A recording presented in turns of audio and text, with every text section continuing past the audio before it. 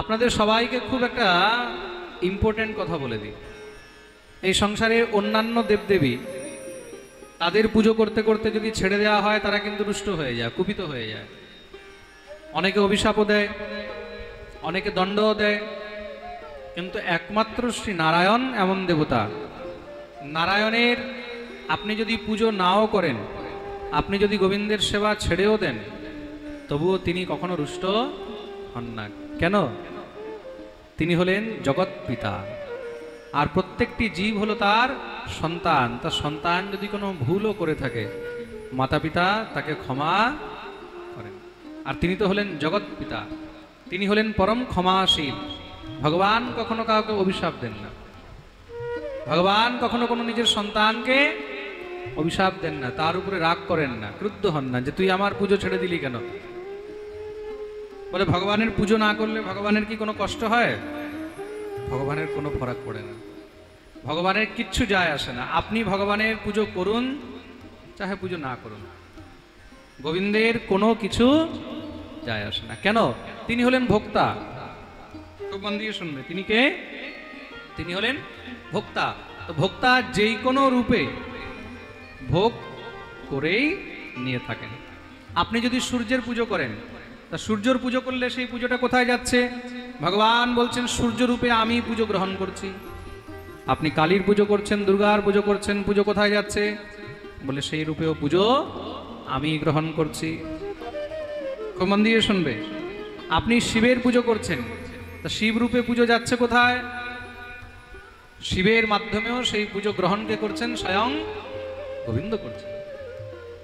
আপনি গণেশের পুজো করছেন, গণেশের রূপে সেই পুজো নিচ্ছেন কে? পুজো পৌঁছাচ্ছে গোবিন্দের কাছে। ভগবানেরও একটি নাম গণেশ, জানা আছে তো? ভগবানেরও একটি নাম হলো গণেশ। গোপাল সহস্রনাম পড়বেন, গোপাল সহস্রনামের মধ্যে ভগবানের একটি নাম হলো গণেশ। ভগবানের 1000 নামের মধ্যে এক নাম হলো গণেশ। গণেশ গ্রাহিল গ্রাহী,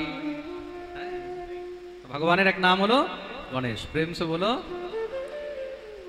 ভগবান হলেন সর্বভোক্তা। তুমি প্রকৃতির পুজো করো, প্রকৃতির মাধ্যমে সেই পুজো গ্রহণকে করছেন স্বয়ং নারায়ণ। প্রেম সে বলো রাধে রাধে। সুতরাং যেই প্রকার সংসারের সমস্ত নদী, সমস্ত নদ তাদের ভোক্তাকে, ধরে বলো, সমস্ত নদী আর নদের ভোক্তাকে সমুদ্র, নদী আর নদের ভোক্তাকে সমুদ্র, সাগর। এই যে সামনে দেখতে পাচ্ছ, তা কোন নদী, কোন নদ সংসারে এমন নেই যে সমুদ্রে না গিয়ে বেঁচে থাকতে পারবে। পারবে? তাকে অন্তত শেষ পর্যন্ত সমুদ্রে যেতেই হবে। প্রেম সে বলো।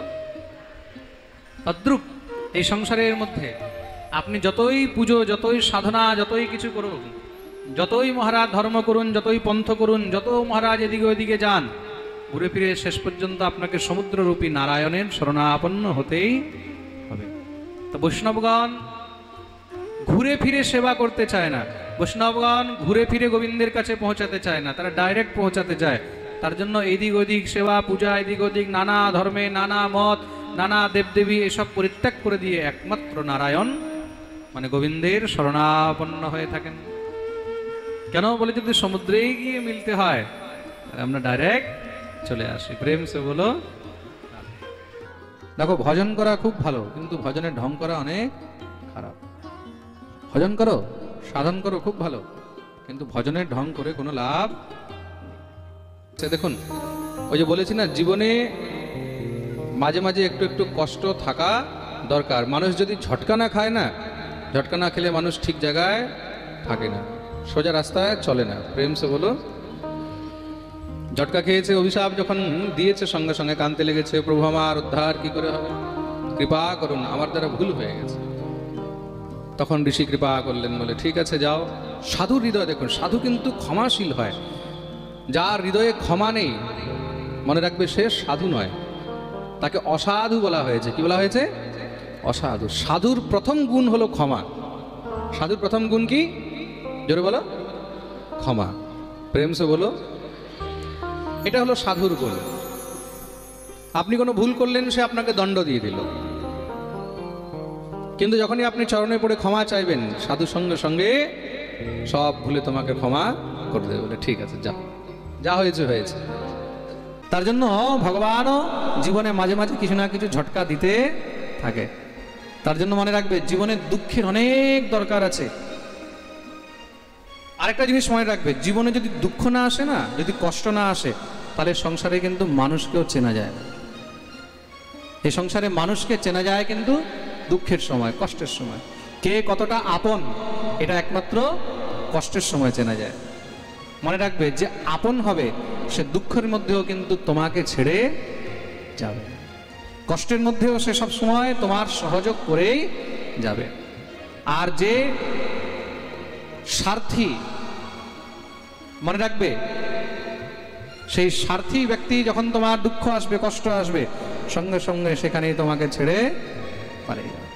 দুঃখের মধ্যেও সে দেখবে তোমার কাছে লাভের চেষ্টা করবে, দুঃখের মধ্যেও তাকে কি করে শোষণ করা যায়, কি করে তার থেকে লাভ নেওয়া যায়, এটা হলো দুষ্ট ব্যক্তির প্রকৃতি। প্রেম সে বলো।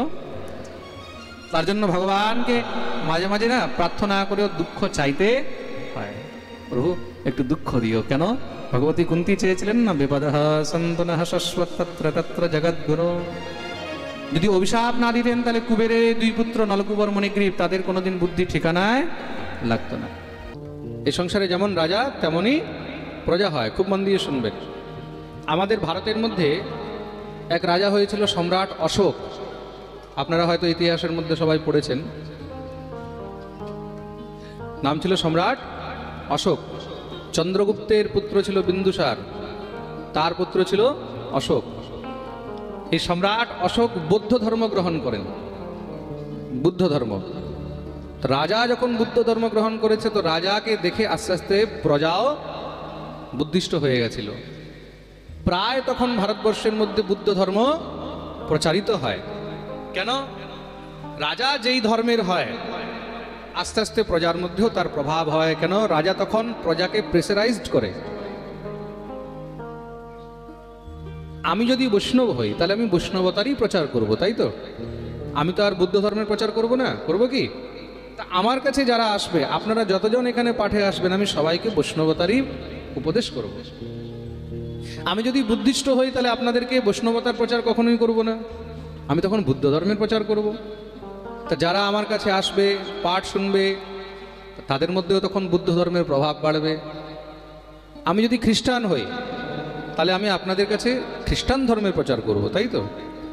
আমি যদি মুসলিম হই, তাহলে আপনাদের কাছে মুসলিম ধর্মের প্রচার করব, ইসলামের প্রচার করব।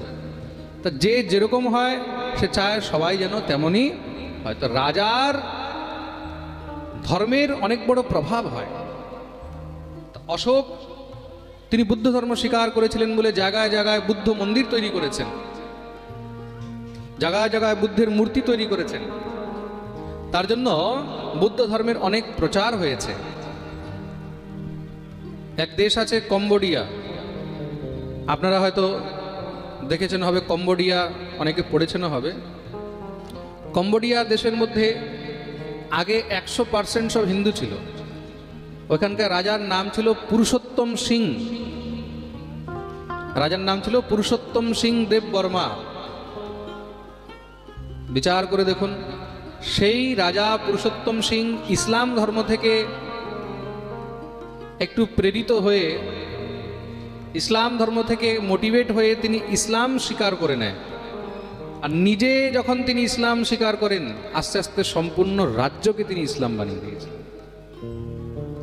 সেই কম্বোডিয়ার মধ্যে পরে হিন্দু খুঁজেও পাওয়া যেত না, এমন অবস্থা হয়েছে। কেন? রাজা ধর্ম পরিবর্তন করেছে, তার জন্য প্রজাকেও ধর্ম পরিবর্তন করতে হয়েছে। সুতরাং যদি দেবতাদের রাজত্ব থাকে, তাহলে সবাই দেবতাদের হিসাবে চলবে, আর যদি অসুরদের রাজত্ব হয়, তাহলে সবাইকে অসুরদের হিসাবে চলতে। প্রেম সে বলো। তার জন্য ধার্মিক রাজা বা ভালো রাজা কেন চয়ন করতে হয়? অধার্মিক, উপদ্রবী এবং দুষ্ট রাজা কেন চয়ন করতে নেই?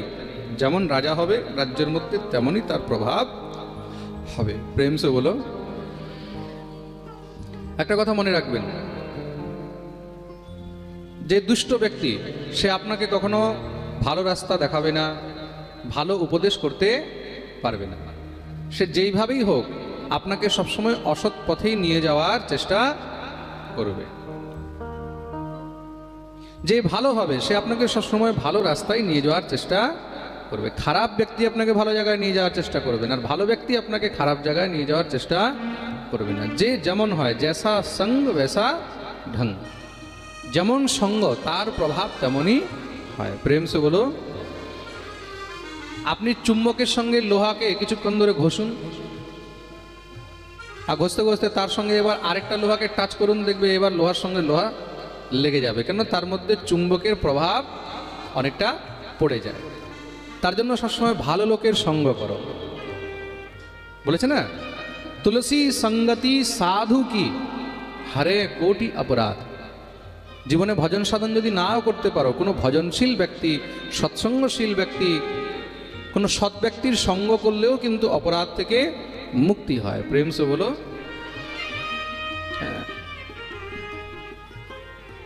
বলে না, সৎসঙ্গে স্বর্গবাস আর অসৎসঙ্গে সর্বনাশ। সৎসঙ্গ